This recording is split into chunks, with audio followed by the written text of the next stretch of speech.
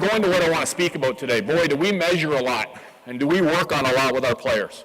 And we keep track of goals and assists, and we make sure we've got skill development and practice. And boy, Johnny, keep working on your shot. And how can we improve a player's ability to read the game, to think the game?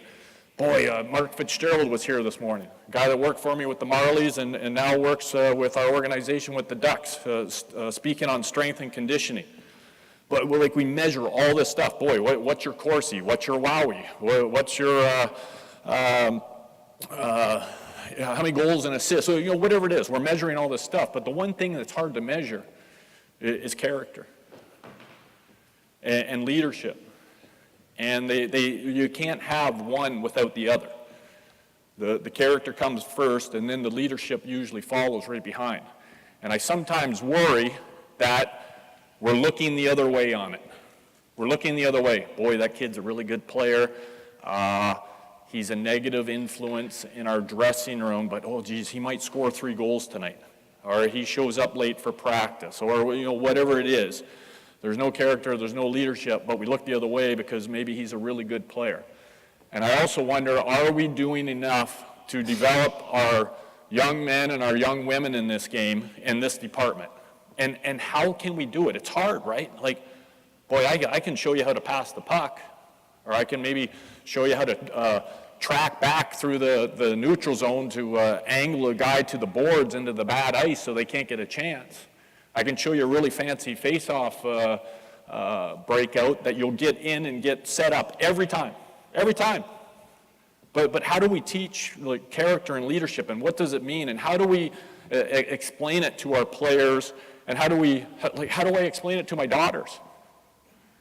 And it's something that I value so much. If there's anything that anybody knows me about with the game of hockey and coaching, it's never how big are they, how fit they are, did they rest, how many goals did they get, assists, what's their corsi with this guy, what's their corsi with that guy. It's, no, what kind of kid is it? What kind of young man am I getting here? We just signed some guys that they'll be depth guys for the Ducks.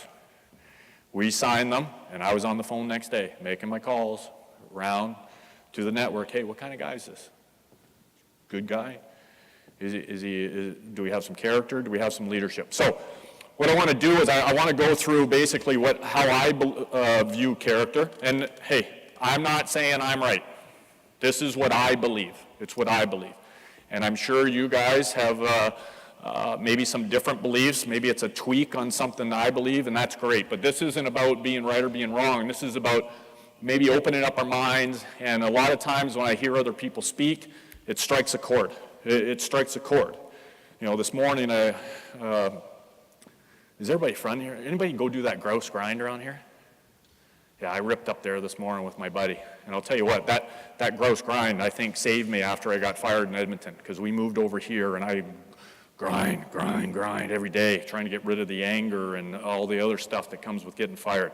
But it's amazing when I ripped up there with my buddy, and my buddy's high-profile job here in the city. And we got talking about leadership and character, and he sees things a different way. But through that conversation, boy, I started thinking about things a little bit differently. Can I apply that to my daughters? Can I apply that to my team?